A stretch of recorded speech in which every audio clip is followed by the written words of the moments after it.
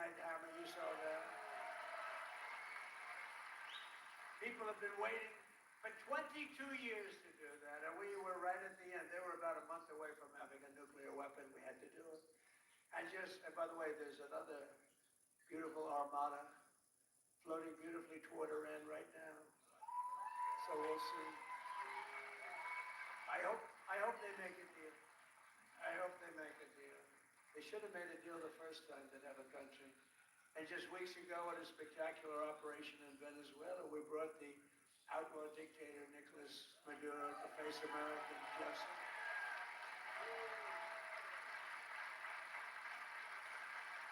In one of the most brilliant, lethal, quick, they've never seen violent operations ever seen, military operations ever seen. Nobody was killed. Not on their side, a lot of people. Unfortunately, I have to say a lot. We went into a very big, powerful military base with a group of unbelievable, talented, patriotic people that love our country. You couldn't hold them back. You know, the weather was off for 3 nights. It was not good, so I delayed it. The next night it was okay, but not great. I said, General, listen, sir, they're ready to go, sir, they're okay. I said, but the weather's a little bad. They said, sir, they're ready to go. I said, God bless you, generals. And boy, did they do a job. Joe Biden and his allies, in conclusion, in Congress did everything they could to destroy our country, but they failed. And today, after just 1 year since my second inauguration, you know, we have a new hat. It's called America is Back. America is back. Our border is secure. Our spirit is restored. Inflation is stopped. Incomes are up. Prices are down. Our economy is roaring. Our workers are thriving. And our country is winning again, winning like never before. We've never had a period of time like this. You've never had a period of time.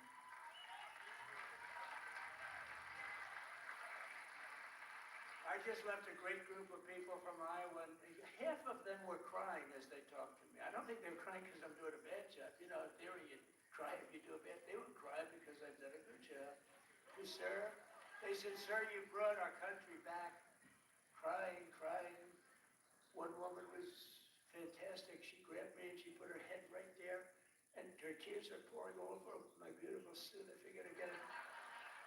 And I checked it out, and there was a lot of makeup all over. I said, what the hell am I going to do? I get myself in trouble.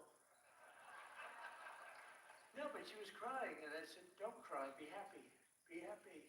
With the help of the incredible people of Iowa, we're repairing 4 long years of disaster and decline, and we're beginning what will be known as the greatest years in the history of our country. I believe that, too.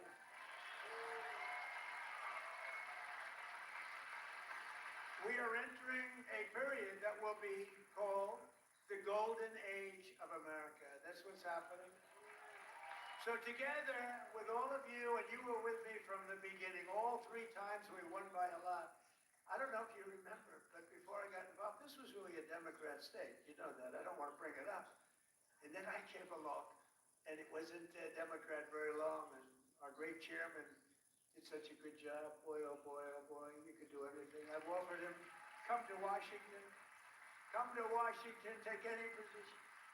But he likes that. He just doesn't want to leave. I think he just wants to stay in Iowa. I don't blame you. But you are fantastic. But we've won all 3 times by a lot. But this used to, until we came along, this used to be a Democrat state, and then we turned it. Barack Hussein Obama, have you heard of him? He won both times, didn't he win both? He won twice, you know. Barack Hussein Obama, wonderful president. Really brought people together, didn't he? But Barack Obama won twice, you know. So everyone said, well, Iowa, you know, they had this down as not winnable.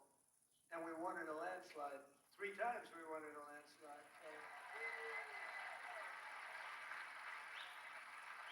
together with all of you, the citizens from all across this incredible, beautiful land, we will make America powerful again. Oh, we've done it. We will make America wealthy again. We will make America healthy again. That's happening. We will make America strong again. We will make America proud again. We will make America safe again. And most importantly, we will make America great again. Thank you, Iowa. Thank you. Thank you.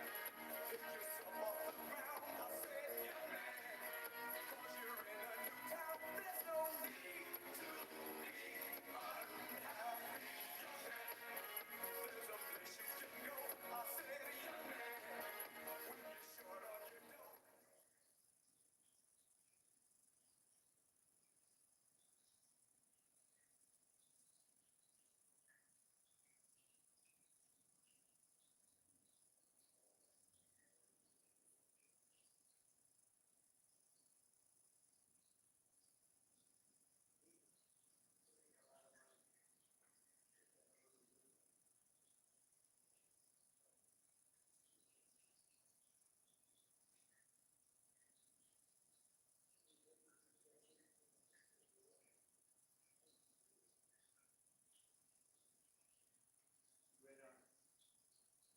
These are among the greatest executives anywhere in the world, so it's an honor to have them with us. And I think they'll be very happy about what we have to say. I thought I'd start by announcing two things. This is the gold card, as you know. The Secretary of Commerce and myself and some others have been working on for quite a while.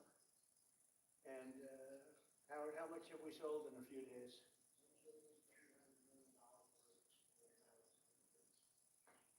That's essentially it's the green card on steroids. And it's a pathway. And it's been an amazing thing. And as you know, millions of people pour into our country from the border. And not anymore, they don't know, nobody comes in actually anymore, but under the Biden administration, 25 million people came in, and they came from prisons and mental institutions, and they were drug dealers, and all sorts of people came in that shouldn't be here. They came from the jails all over Venezuela, all over the world, the Congo. And now when they come in, they have to pay $1 million. And we've had a tremendous surge, and you're going to be happier than anybody because when you go to Harvard and the Wharton School of Finance and all of the great schools and you want to hire somebody and then you find out that, I'm sorry, they can't stay in our country for more than 24 hours. They graduate from the top schools. These people want to hire them.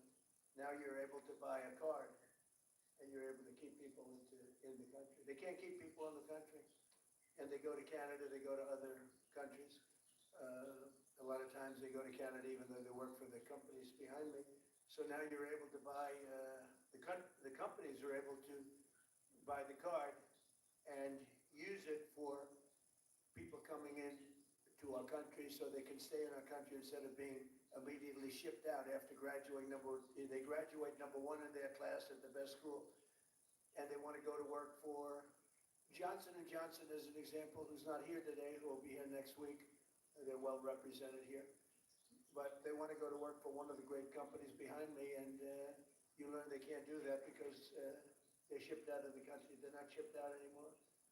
So your company will pay a little bit, but that's okay. You'll be able to get them. So I just wanted to, it's called the gold card, the Trump gold card.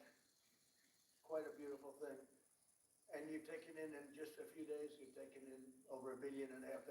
That goes all toward reducing debt, goes into the Treasury of the United States. And I thought I'd do this before we start on Most Favored Nations. I want to read this because I would have said it the other night, but I was not allotted too much time, actually. We had a couple of brand new shows opening, and I understand that. But I do want to say, and some people say, oh, we shouldn't say it. It sounds negative. To me, I think it sounds positive. The only reason our unemployment tucked up and went up to 4.5%, which it went up to 4.5%, which is quite a low number, but still, is because we are reducing the government workforce by numbers that have never been seen before. In other words, government jobs are way down. And as you know, we don't need 10 people to fill one job, which is what we had in government in many cases. So the government workforce by numbers that have never been seen before has been reduced very substantially, and it will continue to be reduced. 100% of our new jobs are in the private sector. So this is for the last number of months. Think of that, 100%. Are you shocked to hear that? That's the way that make America great again. What do you think, right? It's the only way. 100% of new jobs are in the private sector. And I could reduce unemployment to 2%, 1%, or practically zero by just hiring people into the federal government, even though those jobs are not necessary, which is what we had before. We had millions and millions of people having jobs that they never even showed up. So I wish that the media would report that the 4.5% is an amazing number. And again, if they don't report it, I guess maybe I'll just let some people go into the federal workforce. It'll look really wonderful. And what we're doing is the only way you can do it to make a country great. You can't have the government jobs, you have to have the private sector jobs. And these are among the biggest hirers of private sector. So we have reduced the federal workforce by tremendous hundreds of thousands of people. And that reflects in unemployment, but that will be used up very quickly. And 100% of the new jobs, which by the way, it's a record-setting number of jobs too, is in the private sector.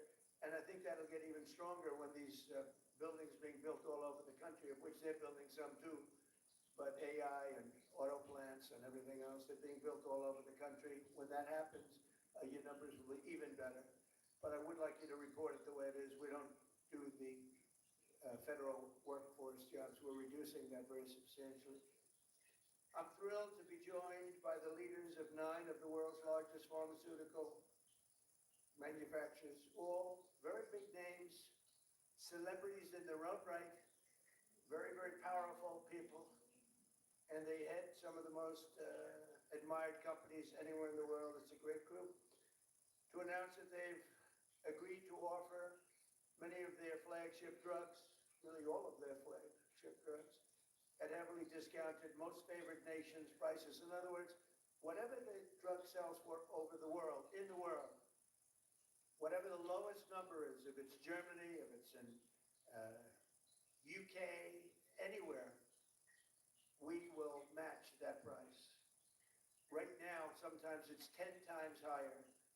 We've been laughed at and scoffed at for years. For years. In fact, I was going to do it in my first term, but unfortunately with the advent of COVID, as you would say, it was not, I don't think it was a very good time to be hitting up Spain, Italy, France, but now we're doing it. So the hardest thing to do is going to be to get a country to do it, because we would have a pill in New York that was for sale for $130, and you could buy it in Germany and France and Spain, someplace anyway. They set their own prices for $10. So we pay 10 or 13 times more, pay 5 times more, pay all different prices. Now, whatever the lowest price is. Now, the pharmaceutical companies were difficult, but they also love our country. They knew it was unfair. And they were great. I appreciate it. But the bigger problem is going to be the countries. How are you going to get the countries to do it? And we told them, if you don't do it, we're going to have to use tariffs, and we're going to charge you a 10% tariff, which is far more money than the money we're talking about. And they immediately agreed to do it. So we have all the foreign countries agreeing to do it. If we didn't have to use the tariffs, we would never be able to do this. But we used tariff, and they said, is it a threat? I said, yes, it is a threat. And they said, we will do it, and they dropped the price. So what's happening, because the world is bigger than the United States in terms of people, that same pill would go from $10 to $20 for them, which is an increase, but it wouldn't go to, midway. But it would go from $10 to $20. Ours would go from $130 to $20. So we dropped way down. They went up a little bit. And everyone knows the way it is. They, for years, would just say, no, no, no, as medicine got more expensive for us, it would stay. They said, no, you can't sell it in this country. Let the United States pay. And we had other presidents, all of them, said, okay, we'll pay. So we were subsidizing the entire world. We're not doing it anymore. This is the biggest thing having to do with drugs in the history of the purchase of drugs. And I don't think maybe press will treat it as a story. This is the biggest front page story that you'll ever see. This is a huge bearing too on the healthcare, because a big part of healthcare is drugs, pharmaceuticals, right, Oz? And this will have a tremendous impact on the reduction of healthcare.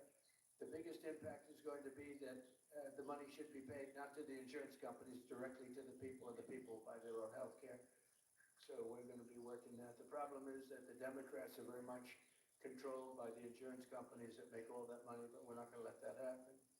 Starting next year, American drug prices will come down fast and furious, and will soon be among the lowest in the developed world. So in other words, whatever the lowest price for a certain drug, of which these companies make much of it, whatever the lowest price is, that price will come down to that price.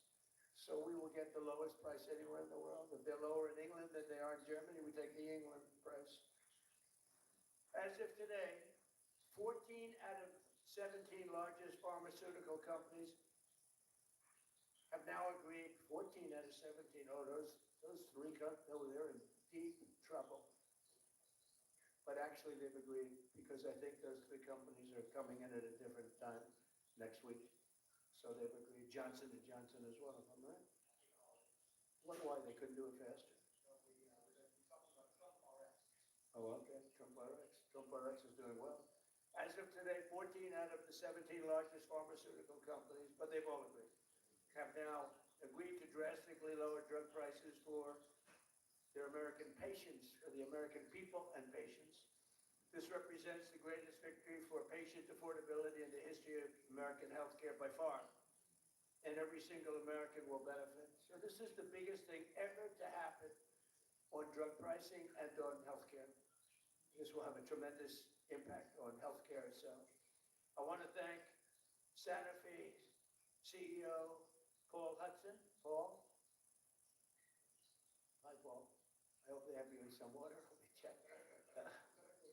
Okay, well, we'll do the best we can. Thank you, Paul. Great company, by the way. Novartis CEO Vas Narasimhan. Thank you very much, Vas. Great job. Genentech CEO Ashley Beragri. Who are you, Ashley? Thank you very much. Great companies. Behringer Ingelheim President John Michael Bors. Thank you very much. Gilead CEO Dan O'Day. Thank you, Dan. It's a good company. Bristol Myers Squibb Executive Vice President Carrie Gallman.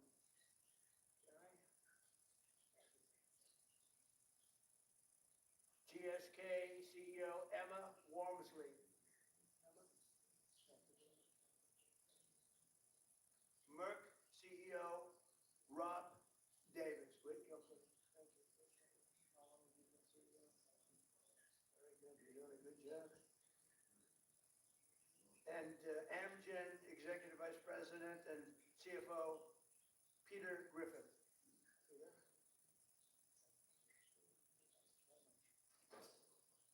You okay? Fake news. We want you to be healthy. Are you all right? The camera's not okay, but she's okay. That's more important. We have good medicine for you. If you need some medicine, one of them can take good care of it. We're also joined by Secretaries Robert F. Kennedy Jr., Howard Lutnick, Ambassador, and really some incredible ambassadors. Administrator of the Centers for Medicare and Medicaid Services, Dr. Mehmet Oz, and the FDA Commissioner, Marty McCary. They're doing a phenomenal job. Thank you, fellas. For decades, Americans have been forced to pay the highest prices in the world for prescription drugs by far, not just a little bit. We were like a whipping post, the United States, and it's just been 4% of the world's population. We have 4% of the world's population, and consumers pay only 13% of all prescription drugs, yet pharmaceutical companies make 75% of their profits. Think of that. So we have 4% of the population, 13% of prescription drugs, and yet the people behind me, who are wonderful people, make 75% of their profits from the American customer. So they understood that better than anybody, that we have to do something. That's why I signed an executive order instructing my administration to do everything in its power to slash prescription drug prices for Americans while getting other countries to pay more. And we don't want more, we want this fair. We want to pay the same thing.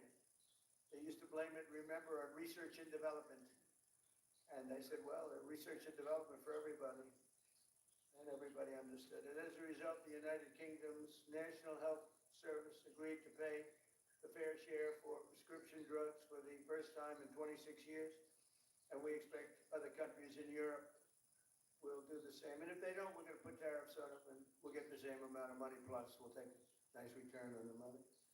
We signed historic agreements with Pfizer, Eli Lilly, AstraZeneca, Novo Nordisk, and EMD Serono to reduce prices by 300, 400, 500, 600, and even 700%, and sometimes even more than that. I remember when I had a news conference in my first term, I was the first president that reduced prices from the beginning of my term to a year, from January to December, 1/4 of 1%. And I thought it was the greatest thing because it's the first one in 28 years. Now we're talking about numbers that are so incredible. 1/4 of 1. Think of that. I was proud of it because it hadn't happened in 28 where drug prices went down. Well, now you're going to see numbers that nobody would believe possible. Think of that. 500, 600, 700, 800%. Today we're building on these accomplishments. The companies assembled in this room have agreed to offer all of their drugs to Medicaid and most favored nations pricing. You're going to get most favored nations pricing, meaning they're going to pay our country the lowest price paid anywhere in the world. And they will list their most popular drugs on TrumpRx.gov. TrumpRx.gov. And I didn't name it that. Somebody named it that. And I guess they assumed that was, did you name it, Oz? Or Bobby name it? Okay, well, I'm honored to have the name. And so far that's turned out because the numbers are so incredible. It's an honor. And you're going to get massive discounts to all consumers. So massive discounts will be not even offered. It's just going to be a fact. All consumers will get massive discounts. That's TrumpRx.gov. Every new drug produced by these companies in the future will permanently be offered to American patients at most favored nation prices. You know, people used to talk about that for years, but nobody ever did anything about it. No other president did. And it wasn't easy, but it worked out great, and I'm so proud of the people behind me.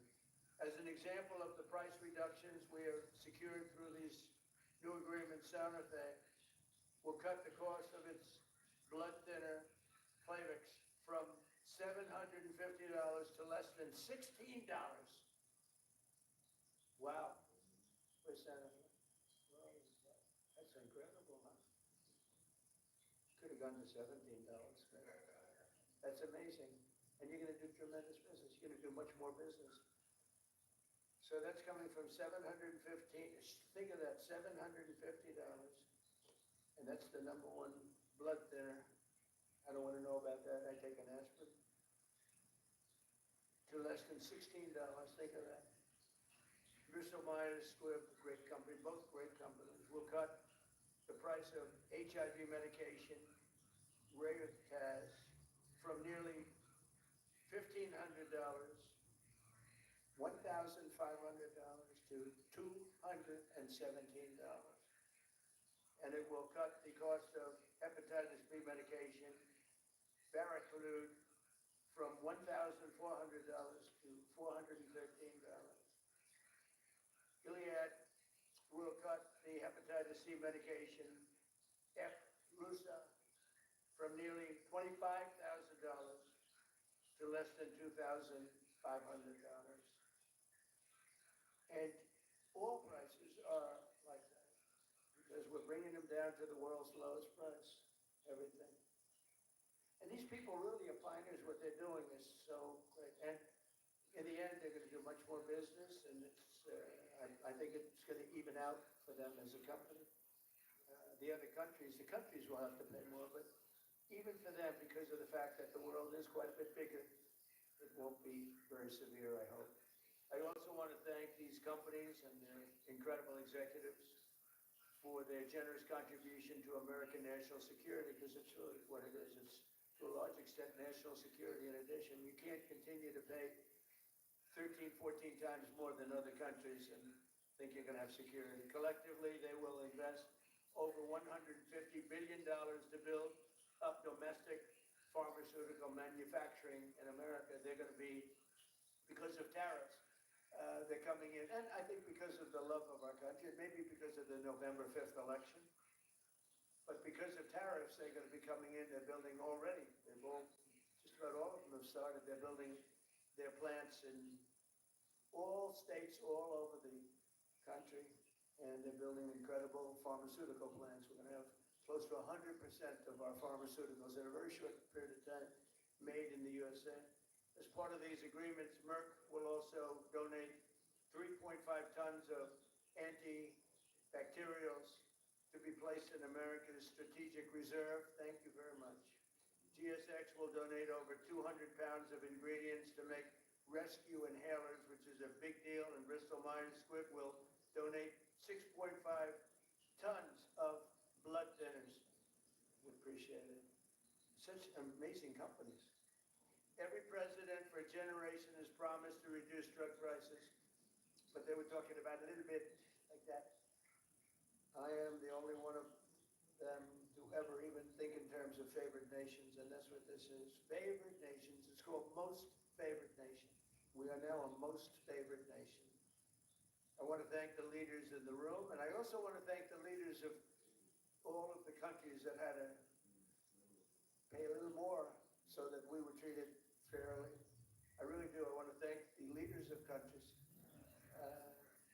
And they knew that the alternative was not much of an alternative, because if they didn't do it, we were going to charge them tariffs, and the tariffs would have been much more severe than what they did. But they did do it.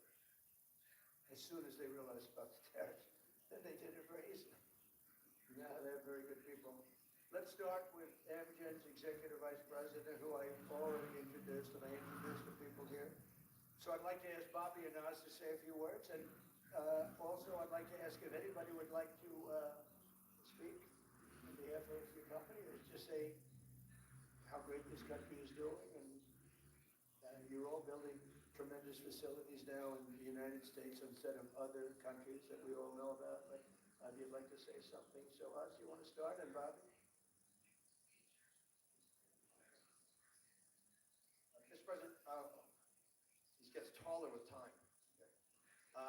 Mr. President, each of the 9 CEOs will speak very briefly about what they have done, because it is a patriotic effort. This is affordability in action. We talk about it in abstract, but this is not an abstract concept. This is a very concrete, tangible, personal reality. Because we've got moms with sick children who cannot afford their medications, working families cannot make ends meet, seniors on fixed income.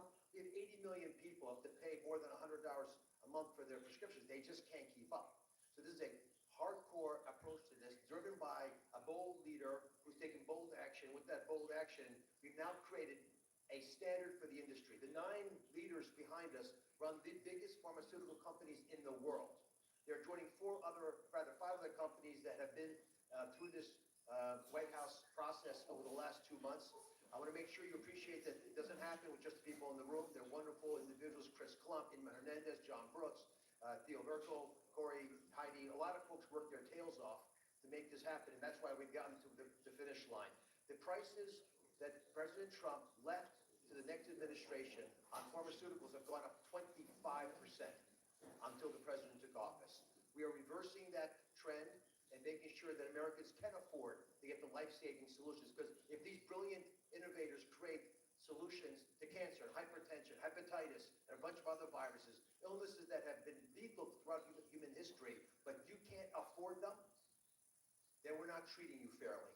And that's why what the president has done is so critically important.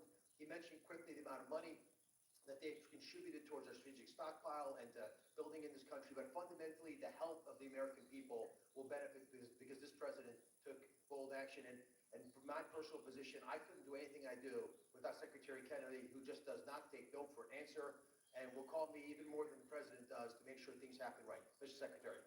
Even more. I don't think that's true. I think we got a lot of calls from the president, and at one point in this negotiation, we both stopped answering our phones late at night because we couldn't take it anymore. But I want to thank you, Mr. President, for doing this. President Trump, when he was up here a moment ago, talked about how historic this is and how every one of the news outlets in here ought to have World War III size headlines about this. And I was reminded about how astonishing this achievement is a couple of days ago when one of my sons, 29 years old, very, very left-wing Democrat, and disagrees with a lot of the policies of this administration. He called me and he said, "Dad, I want to tell you how proud I am about this. This is the best achievement that could happen to our country." This is something Bernie Sanders has been clamoring for 25 years. Elizabeth Warren has been clamoring for. Joe Biden promised the American people. President Obama, President Clinton all promised to do this for the American people. All of them expressed their outrage, their indignation that we are paying 1/10 in some cases the price of drugs that they're selling in Europe. We developed them here. We manufactured some of them in New Jersey. We were paying $1,300 for a drug manufactured in New Jersey. The same drug manufactured in the same plant was being sold for $88 in London. And everybody recognized how unfair this was. We were paying for all the innovation in this country. And yet, the rest of the world was free riding on it. And President Trump told me and Dr. Oz at the beginning of this term, this is what I want you to do. And he leaned on us. I think both of us were very skeptical at that point that it could be done. Yeah, I would say this is a miracle. And I'm very grateful to all the CEOs who saw the sense in this, who understood the injustice and the unsustainability of the system, and who put public health, and particularly the public health of Americans, ahead of some of their other priorities. And all of them came to the table, and President Trump asked us to do three things. One, to deliver the lowest prices in the world and make this affordable for Americans. Number two, to do it in a way that we would not hurt innovation, that we would keep America as the incubator and the dominating force in innovation around the world. And three, to bring drug manufacturing home to this country. I can tell you, by the end of this term, 95% of the drugs we will have MFN. In other words, Americans will be paying the lowest price in the world for 95% of the drugs. You talk about affordability. People are talking about affordability. Nobody has done anything for affordability greater than this. So I want to thank you, President Trump, for your leadership, for your vision, and for your relentless harassment of us to make sure this all got done. And I really want to just thank all of the CEOs of all these companies for coming to the table in good faith, working out a very, very pragmatic agreement that allows them to continue to do the innovation that is going to save lives and alleviate suffering around the world, and do it in a way that is more fair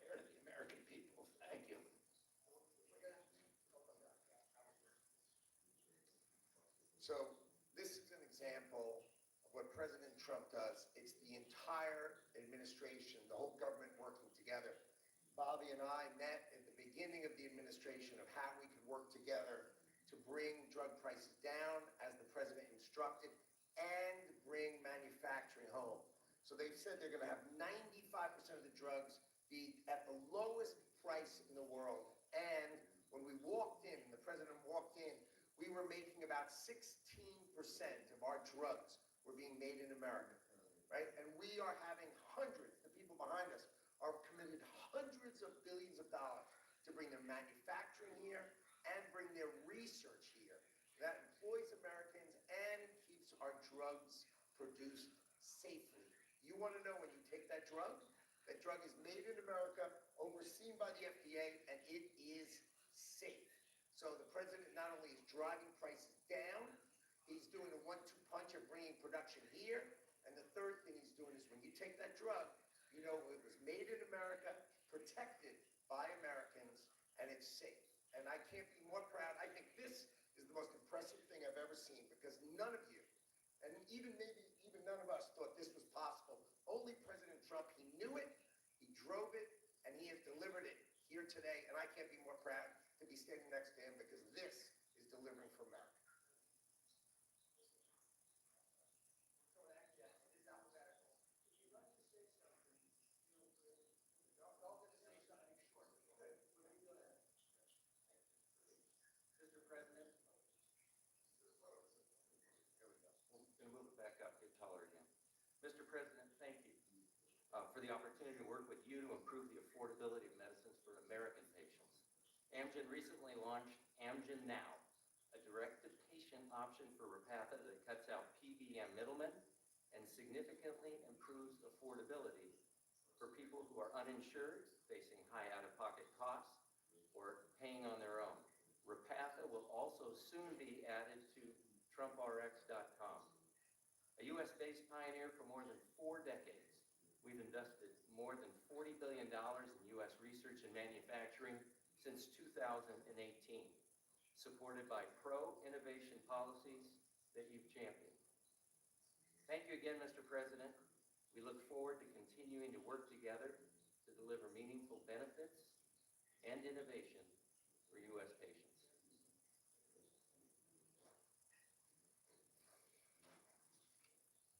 Thank you, Mr. President. Jean-Michel Boers from Boehringer Ingelheim. It's a true honor to be here for an agreement that we believe will make a true difference for American patients. For 140 years, Boehringer Ingelheim, a family-owned company, has been committed to improving health and outcomes to save lives of patients.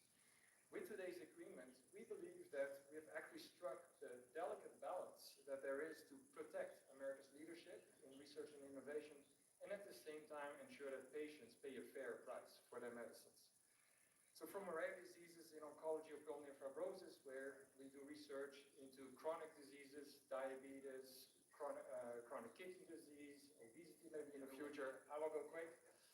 We will continue to work for the American patients. We are onshoring manufacturing to the U.S. to very rapidly, within the time of this administration, have the majority of our products produced in the U.S. Thank you, Mr. President. Thank you, Mr. President. Bristol Myers Squibb is an American company that for more than 6,500 years has been protecting and extending American lives. And today I'll make 2 very brief announcements. One, we are very proud to announce that we will provide Eliquis, our #1 prescribed medicine, to Medicaid for free.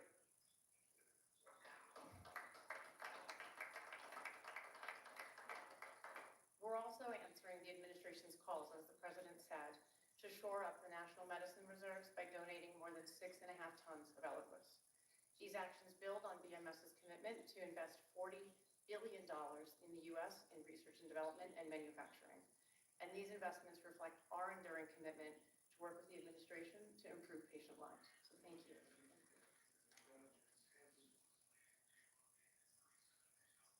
Thank you, Mr. President, for shining a light on the importance of our innovation and getting all countries to pay for this innovation.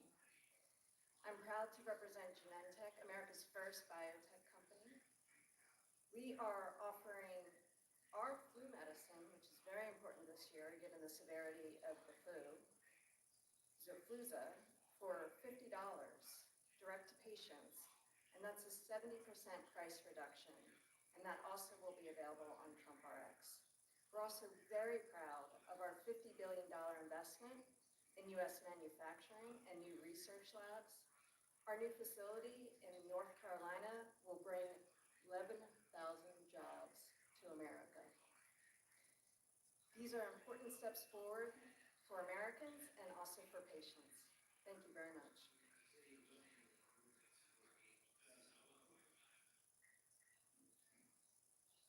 Thank you, Mr. President, to you and the administration. I think this objective of achieving the commitment to affordability and future innovation is extraordinary. And let me just say that the company I represent, Gilead Sciences, the scientists reach for cures every day. In fact, they've come up with medicines that have cured both certain forms of hepatitis and also certain forms of blood cancer. And we just recently launched a new medicine that's only given twice a year to prevent HIV. And we're working with Secretary Kennedy and his entire team, as well as the State Department, as a part of your ex-US strategy to support ending the epidemic really during your term. And so we look forward to working with you on that. I've never been more optimistic about the innovation that exists across these companies and the impact this can have on America's health and economy. Thank you very much.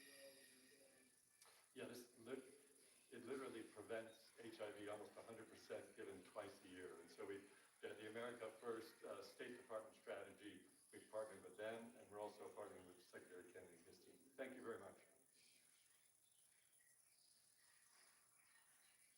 GSK cares deeply about improving the affordability of medicines, which is why today we're announcing for the 40 million Americans who live with asthma or COPD, we're going to be significantly lowering the cost of the medicines they rely on to breathe more easily every day. We're going to be going direct on 8 of our core medicines with deep discounts, and we're investing in American health security by donating the ingredients that go into rescue inhalers like this one so that people can access them when they need them. This triple win is on top of our commitment to invest $30 billion in American manufacturing, American research, American technology, and American talent. And all of this to do the right thing for American patients, whether that's John in North Carolina, who says he can now visit with his granddaughters without worrying whether will have to struggle for breath, or Marsha in Kentucky, who says if her asthma inhaler is cheaper, she can properly celebrate with her family this holiday. So, Mr. President, thank you so much for your ambition for American patients and for the partnership of all of your teams so we get ahead of disease together. Mr. President, as the others have said, I just want to say thank you for your leadership. I reflect on your goal of driving affordability and access to Americans, but equally getting prices up outside the United States, and we're 100% supportive of your actions. As many of the colleagues have talked about, I represent Merck, and we also are looking to what we can do on TrumpRx.gov. In addition to bringing our diabetes drugs, one of the things I just wanted to highlight, we have a novel oral cardiovascular drug, which has an opportunity to meaningfully lower LDL and really still go after what is the leading cause of death in the United States, which is cardiovascular disease. Kills 1 million people in the United States annually. And thanks to TrumpRx.com, you will not only be able to get this pill and have an easy-to-take pill, but it'll be easy to get and it'll be affordable. So I appreciate your leadership and look forward to continuing to partner with you. Thank you. Mr. President, my name is Bas Narasimhan, CEO of Novartis. Novartis is a 250-year-old company, and today we're the global leader in bringing advanced technologies to patients in the United States around the world. Technologies like radioligand therapies and cell and gene therapies. What I want to highlight to you is we're bringing the manufacturing of these technologies to the United States now. We've committed to build 9 new facilities. 7 of them we already have a groundbreaking for. Dr. Makari was with me in North Carolina. We were opening up 4 new plants. Our plan is to scale manufacturing here and ensure all our critical medicines, including these most advanced technologies, are made here in the United States for U.S. patients.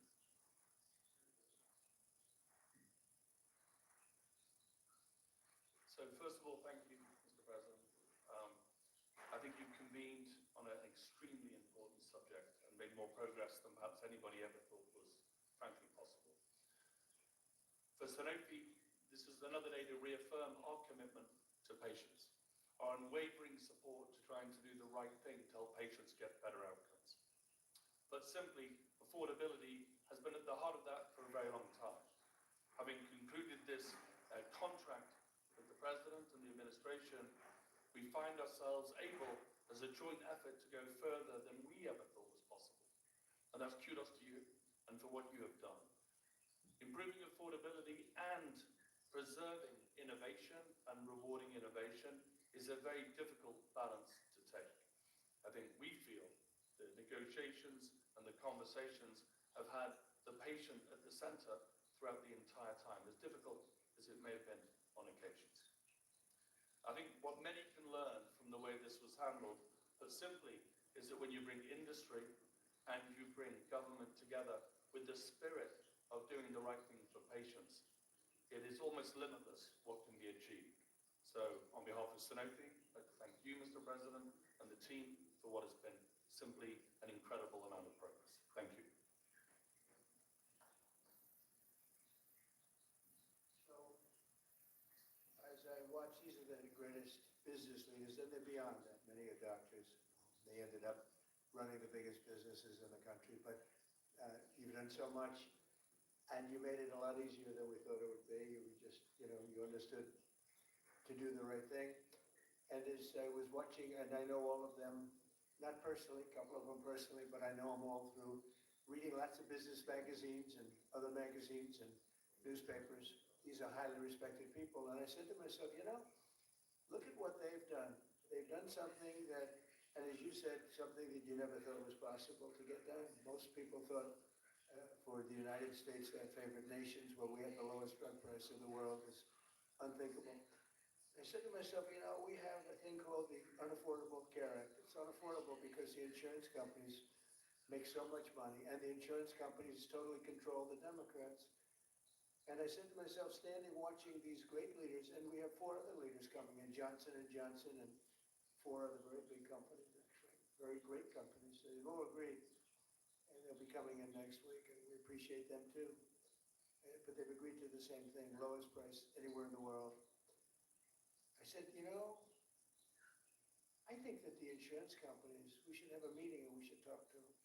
Because I would say that maybe with one talk, they would be willing to cut their prices by 50, 60, or 70%. They've made a fortune. They've had stock prices that have gone up 13, 14, 15, 16, 17, and even 18. Think of this, they went up 1,800%, one of them went up, numbers that nobody's ever seen before. A nice return, not a 2%, an 1,800% return. One went up more than that. Therefore, there's a lot of fat that can be cut. And I'd like to announce here, this is just an idea that I had standing here, watching these great leaders saying that we're going to have the lowest prices anywhere in the world, something that nobody would have thought possible. And they're going to come out great. But also donating incredible different medications, medications that are world-famous medications that one or another of them make, and donating them in some cases for free or very, very low prices. And I said, I'll bet you if I called a meeting of the insurance companies, the companies that are involved with healthcare costs, I would be willing to bet, I think, that they would reduce their prices very, very substantially, and we could have fair health care in the country. Now, my initial thought, and this is what I want to do as of right now, this is the alternative, is that all of the billions and billions, ultimately trillions and trillions of dollars that's paid to these companies, we're going to pay directly to the people. But there's another way of doing it, and that's getting the insurance companies to ease up and to cut their pricing way, way down and stay part of the system. So I'm going to call a meeting. It could be in Florida this coming week, or it could be back in the White House the first week, not the second or third week. I'm going to call a meeting of the big insurance companies that have gotten so rich by receiving money, and really much, far, far more money than they're entitled to. And I have a feeling maybe if they would act like these incredible, brilliant, responsible citizens behind me, people that love our country, and they love the world. I mean, frankly, these are international companies for the most part. I'm gonna call a meeting of the insurance companies. I'm gonna see if they get their price down, to put it very bluntly. And I think that is a very big statement, and what happened here is the biggest statement of all, because nobody thought a thing like this was possible. And I think based on that, I won't even take questions today, because there's no way I can take questions that are anywhere comparable to what you just witnessed. You just witnessed drug prices that will go down at levels never thought even possible, Monty, right? Never thought even possible. And I think that the second biggest part of this meeting is going to be the fact that I'm going to call in the insurance companies that are making so much money, and they have to make less, a lot less. And maybe we can have reasonable health care without having to cut them out and let it all go awry. So we're going to be calling a meeting. It'll be either in Florida or it'll be here the first week. And I prefer not talking and asking questions, only for the reason that this is such a big announcement, meaning what these people have said and what the other four companies are going to say, which is exactly the same thing. That I really don't want to soil it up by asking questions, even questions that are very fair questions that I'd love to answer. So I think we have to just stop right here. I really appreciate the fact that these companies came here. These, again, a lot of the media is not aware, not really cognizant of the people standing there. I mean, these are the biggest executives in the world. And what they're doing today is monumental. And I want to stand it on that. And I'll see you later if you'd like. But I don't want to be asking questions having to do with anything else. I do want you to remember what I said about the 4.5%. We took 100% of the new workers was in the private sector, and we've cut tremendous numbers of government jobs. And that's why, if you look at our numbers, they're so good. Also, more than, I don't know if you've read this, came out a week ago, more than 50% of our trade deficit was cut. We cut it more than 50% in a period of a few months. Nobody thought any of these things were possible. Thank you very much, everybody.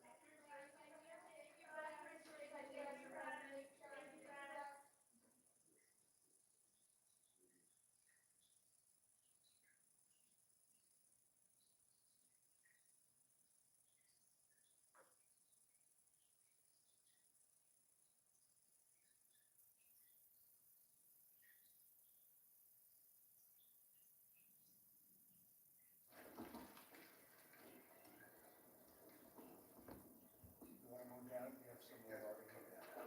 If you want, you can leave the cameras there. It's fine. But if you want, there's a lot of room over here. See an inch move out to the end. Way out to the left.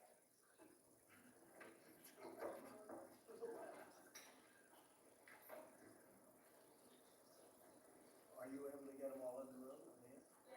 Are you okay? Thank you very much. We've had a tremendous 6 months, and we've had a tremendous 2 weeks, which now is, I guess, 3 weeks. And we have a tremendous group of people here that have done a great, unified, beautiful job. I want in particular, because of what she's gone through this last few days, done an incredible job. As you know, Christy, I'm going to ask you to say a few words about Texas. The first person there first person I saw on television was you, actually. And you've worked great with the governor, it's terrific. And you might want to tell a little bit about the trials and tribulations, but we appreciate the job that you and everybody have done. We had people there as fast as anybody's ever seen. So we appreciate it, we all do, and maybe you can say a few words. Well, thank you, Mr. President. I want to thank you for your leadership. Texas is strong, and the people of Texas are incredibly strong. They've gone through something that is absolutely horrific, and it is heartbreaking to watch these families suffer